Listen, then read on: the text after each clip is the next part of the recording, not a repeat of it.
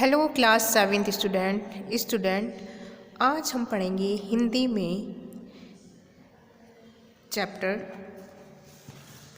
20 जिसका नाम है आत्मनिर्भरता।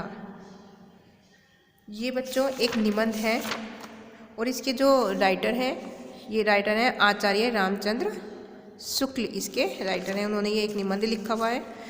तो आत्मनिर्भरता क्या होती है? सेल्फ डिपेंडेंट, यानी कि जो अपने पैरों पर इंसान खड़ा रहता है, यानी कि पैरों पर खड़ा होना मतलब वो हर चीज़ में सक्षम हो जाता है, सेल्फ डिपेंडेंट हो जाता है। उसे किसी के मतलब आगे हाथ फैलाने की आवश्यकता नहीं होती। ठीक है, तो विद्वानों का कथन बहुत ठीक है कि नम्रता से ही स्वतंत्रता की धात्री व माता है। जो नम्रता है यानी कि जो हमारा स्वभाव होता है, विनम्र जो होता है, नर्म, तो वह किसकी धात्री है? स्वतंत्रता की धारण करने वाली माता है। लोग भ्रमवश अहंकार को उसकी माता समझ बैठे हैं कि भ्रम यानी कि अभी उन्हें संशय है, मतलब अहंकार को वो उसकी क्या समझ बैठे हैं? उसकी माता समझ बैठे हैं। इस बात को सब लोग मानते हैं कि आत्म संस्कार के लिए थोड़ी बहुत मानसिक स्वतंत्रता बहुत आवश्यक है, चाहे उस स्वतंत्रता में अभिमान हो यानी कि गर्व हो और नम्रता दोनों का मेल हो, और चाहे वह नम्रता से ही उत्पन्न हो। यह बात तो निश्चित है कि जो मनुष्य मर्यादा पूर्वक जीवन व्यतीत करना चाहता है उसके लिए वह गुण अनिवार्य है, यानी कि आवश्यक है, जिससे आत्मनिर्भरता आती है। युवा पुरुष को यह सदा स्मरण रखना चाहिए कि वह बहुत कम बातें जानता है, अपने ही आदर्श से वह बहुत नीचे है और उसकी आकांक्षाएं, इच्छाएं यानी कि उसकी योग्यता से कहीं बढ़ी हुई हैं, यानी कि जितनी उसकी योग्यता है उससे भी अधिक उसकी आकांक्षाएं हैं। उसे इस बात का ध्यान रखना चाहिए कि वह अपने बड़ों का सम्मान करे, छोटों और बराबर वालों को समानता का व्यवहार करे। यह बातें आत्ममर्यादा के लिए आवश्यक हैं। यह सारा संसार जो कुछ हम हैं और जो कुछ हमारा है, हमारा शरीर, हमारी आत्मा, हमारा कर्म, हमारे भोग, हमारे घर और बाहर की दशा, हमारे बहुत से अवगुण और थोड़े गुण, सब इसी बात की आवश्यकता प्रकट करते कि हमें नर्म बनना चाहिए। हमें जरा सी बातों पर क्रोध नहीं करना चाहिए।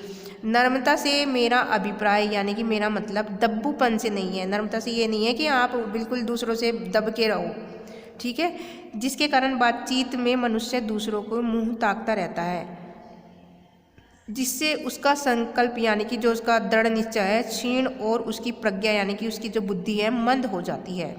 ठीक है, जिसके कारण वह आगे बढ़ने के समय भी पीछे रहता है और अवसर पड़ने पर चटपट किसी बात का निर्णय नहीं कर पाता। मतलब ऐसा नहीं है कि हमें दब्बू नहीं बनना है, हमें ऐसे बनना है कि हम दूसरों का सामना भी कर सकें, हम अपने जो हमारे अपने फैसले हैं हम खुद ले सकें, हम दूसरों पर निर्भर ना रहे कि दूसरों की वो ये क्या करेगा उसे देखकर हम करें। मनुष्य का बेड़ा अपने हाथ में है, उसे वह चाहे जिधर लगाए। सच्ची आत्मा वही है जो प्रत्येक दशा में, प्रत्येक स्थिति में अपनी राह निकालती है, चाहे हम किसी भी कंडीशन में हो, लेकिन हमें उसका रास्ता निकालना ही निकालना है। कब तुम्हें क्या करना चाहिए इसका ठीक ठाक उत्तर तुम्ही को देना पड़ेगा, दूसरा कोई उत्तर नहीं दे सकता। हम अनुभवी लोगों की बातों का आदर के साथ सुने, बुद्धिमानों की सलाह को कृतज्ञतापूर्वक माने, पर इस बात को निश्चित समझकर कि हमारे कामों से ही हमारा भला होगा। हमें अपने विचार और निर्णय की स्वतंत्रता को दृढ़ पूर्वक बनाए रखना चाहिए। जिस पुरुष की दृष्टि सदा नीची रहती है उसका सिर कभी ऊपर नहीं होगा। नीची दृष्टि रखने से यद्यपि हम रास्ते पर रहेंगे, पर इस बात को नहीं देख पाएंगे कि रास्ता कहाँ ले जा रहा है। चित्त की स्वतंत्रता का मतलब चेष्टा की कठोरता, यानी कि चेष्टा यानी कि जो हम कोशिश करते, ट्राई करते हैं, या प्रकृति उग्रता नहीं है। अपने व्यवहार में कोमल रहो, अपने उद्देश्य को उच्च रखो, इस प्रकार नर्म और उच्चास्य दोनों बनो। नर्म भी रहो और हमेशा अपना सर गर्व से ऊंचा भी रखो। इस पर अपने मन को कभी मरा हुआ न रखो। मन से ही है, जो हमारी मन की शक्ति होती है उसी से हम सब कुछ करते हैं, तो मन को हमें कभी मारना नहीं चाहिए। जो मनुष्य अपना लक्ष्य जितना ही ऊपर रखता है उसका तीर उतना ही ऊपर जाता है। संसार में ऐसे दृढ़तर मनुष्य हुए हैं जिन्होंने मरते दम तक सत्य की टेक नहीं छोड़ी, अपनी आत्मा के विरुद्ध कोई काम नहीं किया। राजा हरिश्चंद्र के ऊपर इतनी विपत्ति आई, उन्होंने अपना सत्य नहीं छोड़ा। उसकी प्रतिज्ञा यही थी, क्या थी? चंद्र टरे सूर्य टरे, टरे जगत व्यवहार, पे दृढ़ श्री हरिश्चंद्र को टरे न सत्य विचार। तो यहाँ क्या कहा गया? चांद टरे, चांद भले ही अपनी जगह से उठ जाए, चाहे सूरज अपनी जगह से उठ जाए, चाहे जगत का व्यवहार बदल जाए, लेकिन जो राजा हरिश्चंद्र थे वो अपने सत्य से, अपने धर्म से कभी पीछे, यानी कि अपने वचन से, जो उन्होंने वचन दे दिया वो कभी भी उससे पीछे नहीं हटे। महाराणा प्रताप जंगल जंगल मारे फिरते थे, उनकी स्त्री और बच्चों को भूख से पीड़ित देखते थे, यानी अपनी स्त्री और बच्चों को भूख से पीड़ित देखते थे, परंतु उन्होंने उन लोगों की शर्तें नहीं मानी जिन्होंने उन्हें अधीनतापूर्वक संधि करने की सम्मति दी, क्योंकि वे जानते थे कि अपनी मर्यादा की चिंता जितनी अपने को हो सकती है उतनी दूसरे को नहीं। तो उन्होंने क्या किया? महाराणा प्रताप भले ही जंगल में रहे, अपने बीवी बच्चों के साथ इधर उधर भटकते रहे, लेकिन उन्हें जो बात उनके लिए सही नहीं थी, दूसरों से संधि करके हो सकता है वो अच्छे से अपना जीवन व्यतीत करते, अपने महलों में रहते, लेकिन उन्होंने दूसरों की बात, मतलब जो गलत बात थी उसे स्वीकार नहीं किया। हकीकत राय नामक वीर बालक को देखो, जिसने जल्लाद की चमकती हुई तलवार गर्दन पर रखकर भी काजी के सामने धर्म परित्याग करना स्वीकार नहीं किया। ठीक है, उसकी गर्दन पर तलवार भी रख दी गई, लेकिन उसने अपना धर्म क्या कर दिया? मैं अपना धर्म परिवर्तन नहीं करूंगा। गुरु गोविंद सिंह के दोनों लड़के जीते जी दीवार में चुन दिए गए, पर उन्होंने अपना धर्म नहीं छोड़ा। एक बार एक रोमन राजनीतिज्ञ बलवाइयों के हाथों में पड़ गया। बलवाइयों ने उसे व्यंग्य पूर्वक पूछा, अब तेरा किला कहाँ है? उसने हृदय पर हाथ रखकर उत्तर दिया, यहाँ। ज्ञान के जिज्ञासियों के लिए यही बड़ा भारी गढ़ है, यानी कि कहाँ है? वो मेरे मन में है, यानी कि उसके लिए गढ़ है, मतलब स्थान है, घर है। मैं निश्चयपूर्वक कहता हूँ, जो युवा पुरुष, कौन कह रहा है बात? लेखक। जो युवा पुरुष सब बातों में दूसरों का सहारा चाहते हैं, जो सदा एक न एक नया अगवा ढूंढते रहते हैं, यानी कि पहले हमारे आगे कोई और चले, हम उसके पीछे पीछे चल के काम कर लेंगे, और उनके अनुयायी बना करते हैं, वे आत्म संस्कार के कार्यों में उन्नति नहीं कर सकते। ठीक है, उनकी जो उनका मन है, कभी भी वो क्या कहेगा, उसके अंदर सेल्फ डिपेंडेंट नहीं आएगी, वह आत्मनिर्भर कभी नहीं बन सकता, जो दूसरों के ऊपर निर्भर रहता है। दूसरों की उचित बातों का मूल्य समझते हुए भी उनका अंधभक्त न होना सीखना चाहिए। तुलसीदास जी को लोक में जो इतनी सर्वप्रियता और कीर्ति प्राप्त हुई है, उनको दीर्घ जीवन में इतना महत्वपूर्ण और शक्ति में रहा, सब उसी मानसिक स्वतंत्रता, निर्भरता और आत्मनिर्भरता के कारण।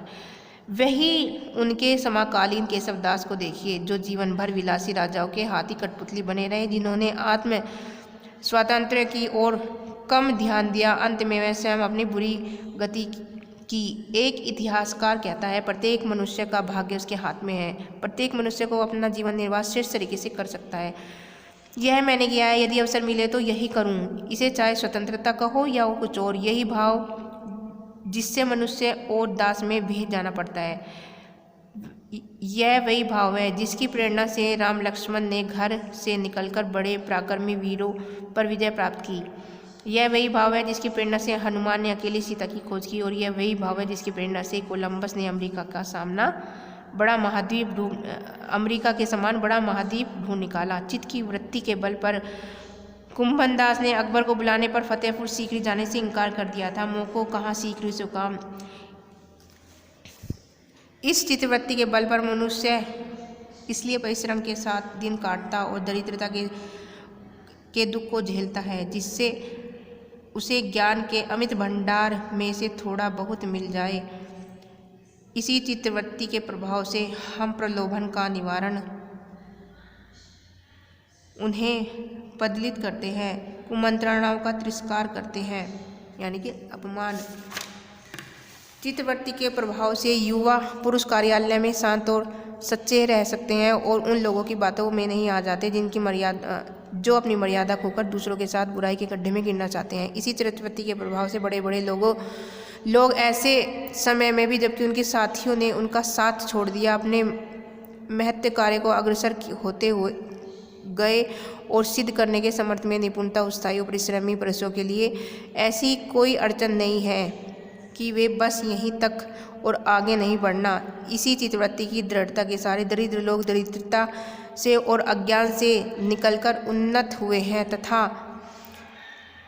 उद्योगी और अध्यवसायी यानी परिश्रमी लोगों ने अपनी समृद्धि का मार्ग निकाला है। इसी चरित्रवृत्ति के अवलंबन में पुरुष सिंह को यह कहने की क्षमता हुई कि मैं राह ढूंढूंगा या राह निकालूंगा। यही चित्रवृत्ति है कि जिसकी उत्तेजना से शिवाजी ने थोड़े से वीर मराठे सिपाहियों को लेकर औरंगजेब की सेना पर छापा मारा और उसे तितर बितर कर दिया। यही चित्रवृत्ति थी जिसके सारे एकलव्य बिना गुरु या संगी साथी के जंगल के बीच निशाने पर तीर चलाता रहा और अंत में एक बड़ा धनुर्धर हुआ। यही चित्रवृत्ति है जो मनुष्य को सामान्य जनों से उच्च बनाती है, उसके जीवन को सार्थक और उद्देश्यपूर्ण करती है तथा उसके उत्तम संस्कार को ग्रहण करने योग्य बनाती है।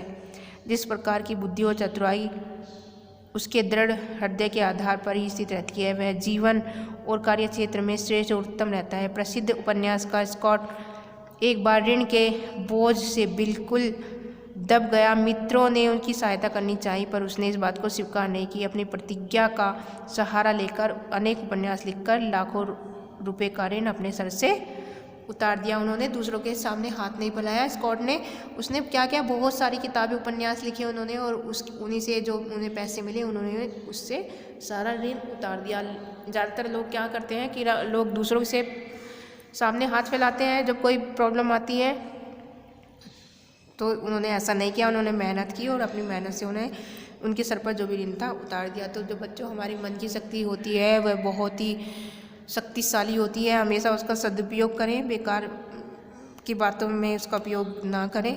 ठीक है बच्चों, तो आपको ये चैप्टर अपनी बुक में से रीड करना है और इसका बुक वर्क भी फिल करने की कोशिश करनी है। Thank you, have a nice day.